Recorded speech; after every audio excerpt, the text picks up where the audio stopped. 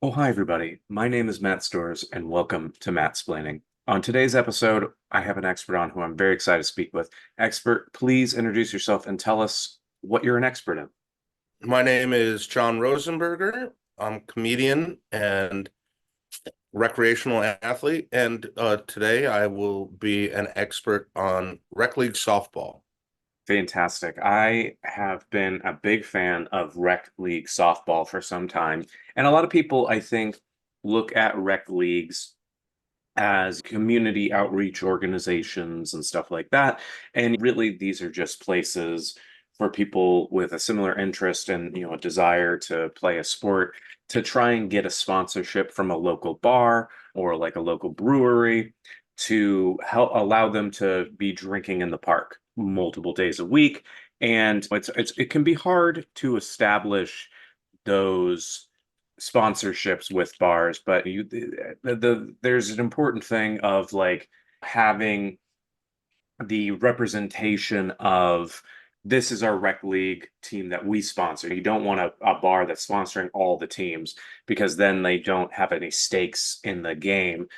Because ultimately you want to get a rivalry going with another local bar. And so then these two teams are representative of those bars. And then eventually they place a bet on which rec team is going to win. And so then one bar owner gets the deed to the other bar.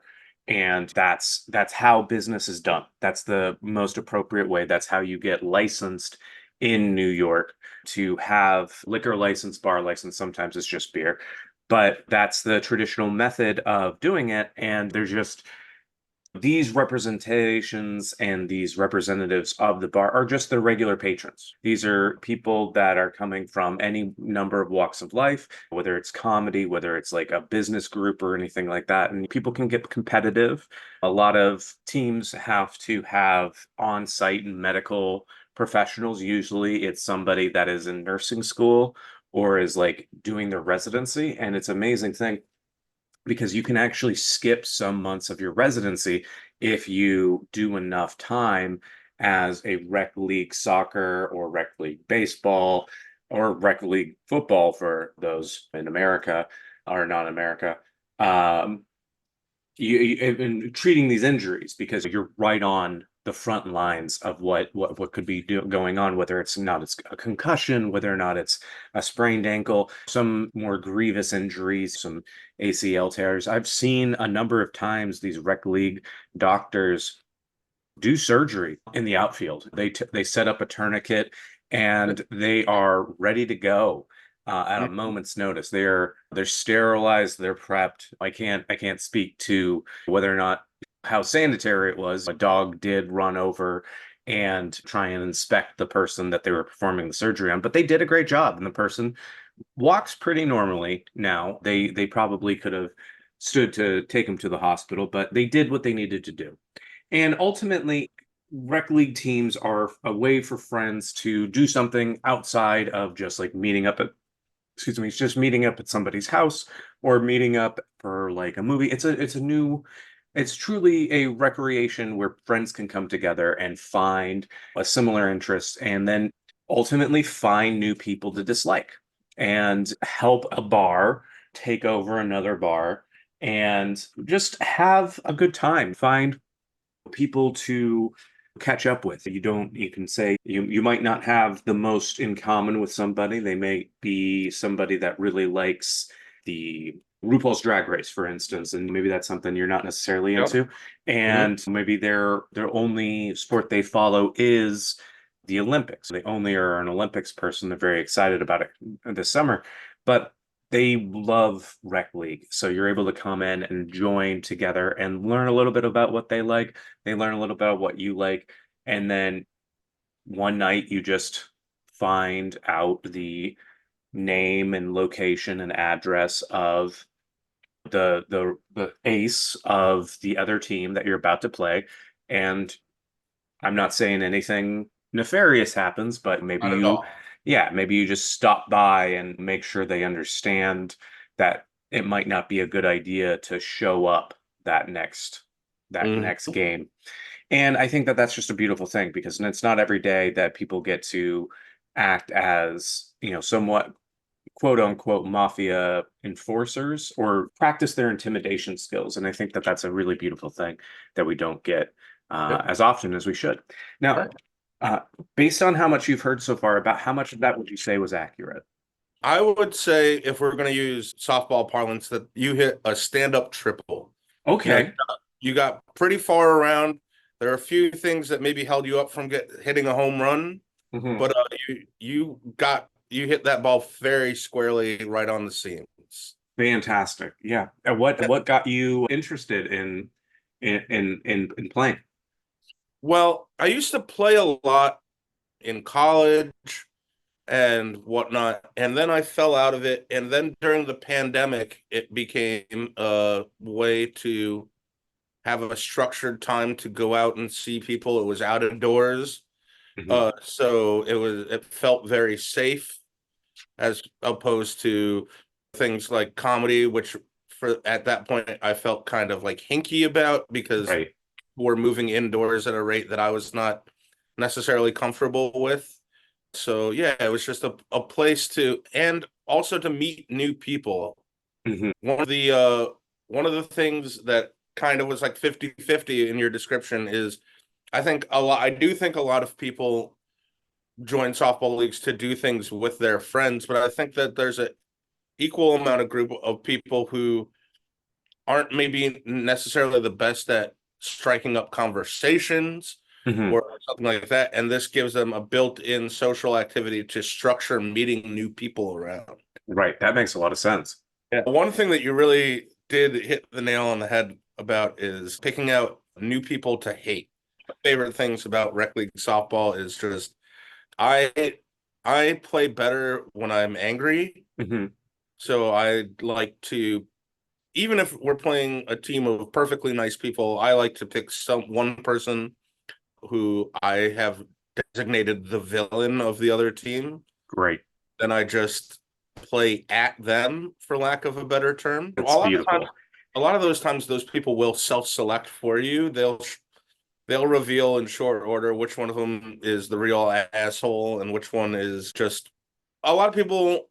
The thing that I always find interesting about softball is I have a hard time with people in general who make one thing their entire personality, whether Mhm. that be sports, whether that be comedy, whether that be a particular IP like Game of Thrones or Right. Walt Disney stuff.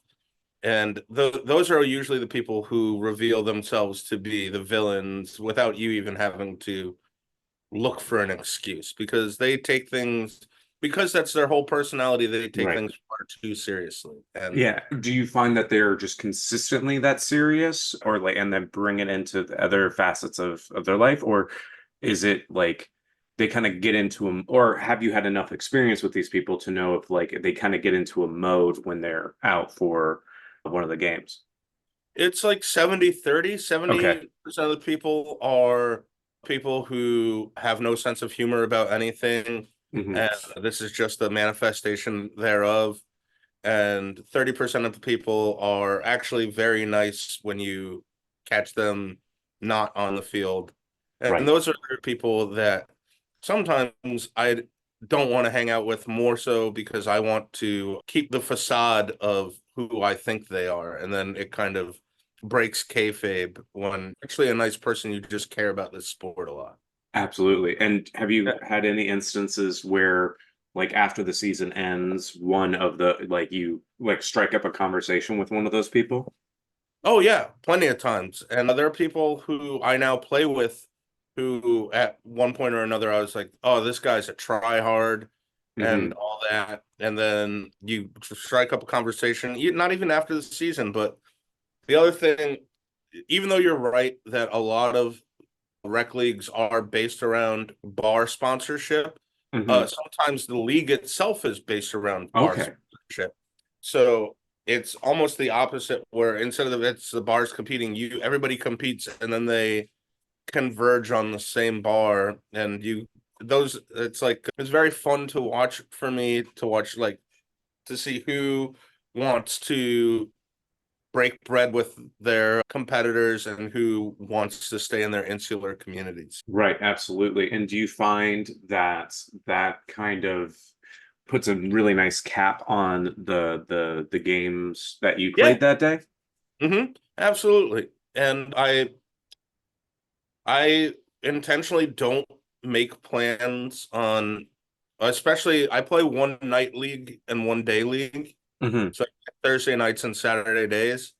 And Thursday nights, I will deliberately avoid making any other plans because I want to hang out with these people more than I would want to, I don't know, go to a show or a movie or get drinks with somebody else because I can see those other people any other day. And this is like my night with the team. Right, absolutely. And like the kind of the extra joy that Yeah. being physically active with these friends and like working towards that. The kind of the analogy that I was starting to think was people that really love bar trivia and they come together Yes. for bar trivia every week and everything like that. But like it's the same sort of energy. Everybody's working together and like I just think that that's absolutely wonderful. Yeah, and it's always fun for me to see who people are when the mask drops a little bit. Hmm. When you're outside of your stated competition area, whether it be bar trivia, whether it be softball, whether honestly, whether if you go to an open mic, there's a bit of a competitive energy sometimes. And Right. then you hang out with somebody afterwards and you get a couple drinks in each other, and all of a sudden you're like, oh, you're an entirely different person than I thought you were. And that's a very fun and interesting investigation for me. Absolutely. The more you do stuff with somebody and a shared interest and break down those walls, I feel like it's a very effective way to not only get to know somebody, but like potentially get to know yourself as well. Is there anything you've learned about yourself as you've been playing about like your likes, dislikes, and or how you kind of prioritize the games? What have I? That's an interesting question. I'm not sure what I've learned about myself. I'm sure I have. Yeah. I think I learned not in this go round, but in a Mhm. previous go round, I learned a lot of diffusion. Okay. Because I play now in a very loose league, but Okay. I used to years ago play in far more competitive leagues. Hmm. And that was always a very interesting place for me as somebody who hates taking things seriously Hmm. to be around. And that was a men's league. I currently play in a co-ed league, which I also think helps lower the temperature a little bit. But in that men's league, you're constantly having to just tell people that what they're doing is immature. Right. Like, why are you fighting with another man about whether or not you think that they should have tried to turn a double play instead of just making the safe throw to first? Why are you Right. getting that angry about it? And then using that as a lens to kind of examine either why you think that is an unreasonable reaction or whether you think it's unreasonable that you don't have that same reaction. Right. Huh. So it was a very interesting tool for self-reflection for me for a while. That's really, really fascinating.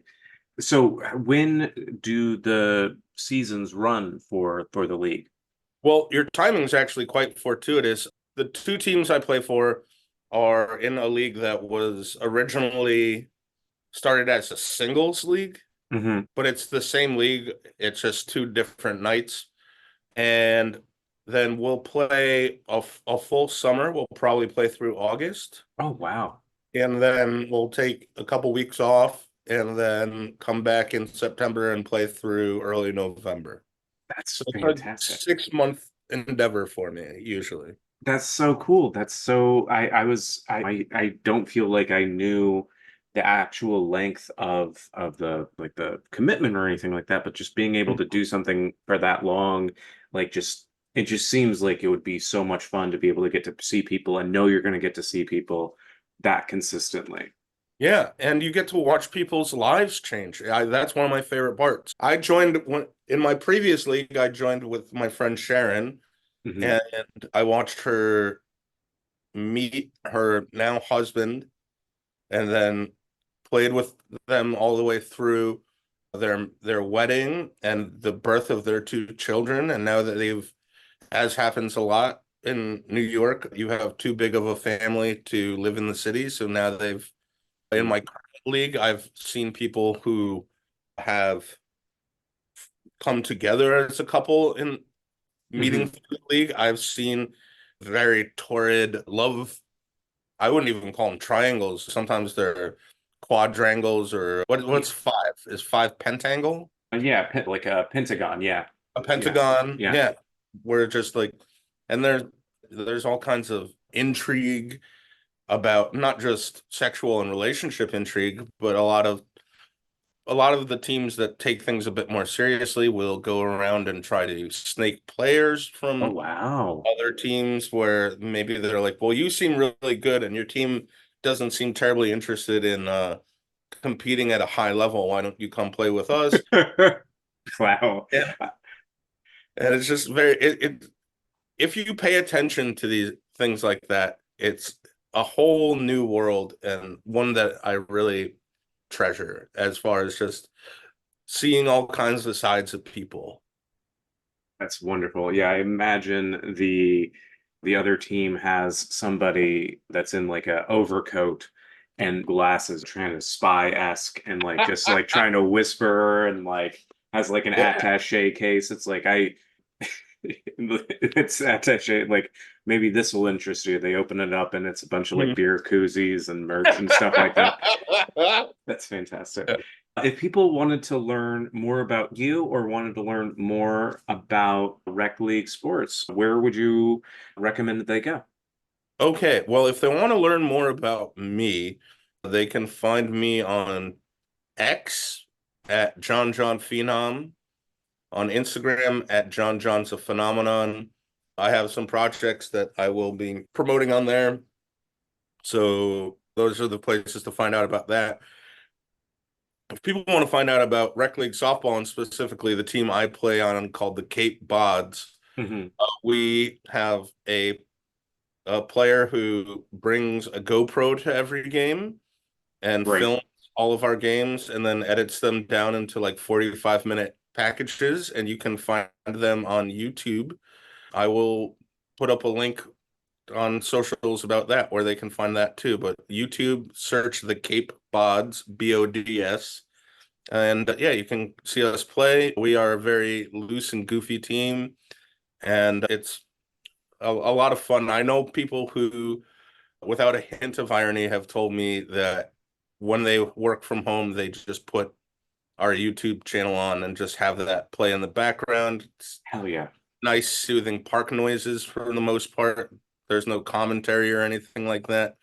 And you just watch people play middling levels of recreational sport. I love that. I hope people check that out. That sounds so relaxing to It be is. able to It's have on. incredible. That's great. John, thank you so much for joining me today. I feel like I learned a lot and I hope the listeners did as well. Yeah, thank you for having me. I really enjoyed it. I love the podcast. My name is Matt Storrs, and this has been Mattsplaining. Before we go today, I want to thank Ryan Lawson, my dear friend, for making the theme music for Mattsplaining. Ryan can be reached at beatblenderstudios@gmail.com or at Beat Blender Studios on Instagram and TikTok.